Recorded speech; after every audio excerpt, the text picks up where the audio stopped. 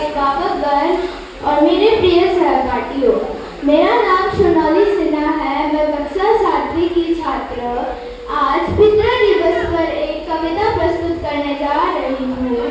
कविता का शीर्षक है पिता, जो सभी पिताओं को समर्पित है। कभी अभिमान तो कभी स्वाभिमान है पिता, कभी धरती तो कभी आसमान है पिता, कभी कंधे में बिठाकर मेला दिखाता है तो कभी खुद थक कर हमें चलना सिखाता है। हर ख्वाहिश हमारी चुपचाप पूरी करते हैं और अपनी जरूरतों को पीछे छोड़ देते हैं। खुद धूप में चलकर हमें छाप देते हैं। परिवार की ऐसी मजबूतता है।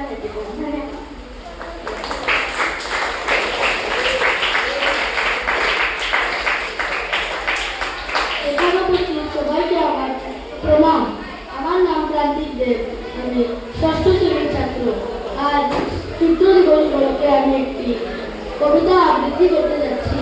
কবিতাটির নাম আমার বাবা।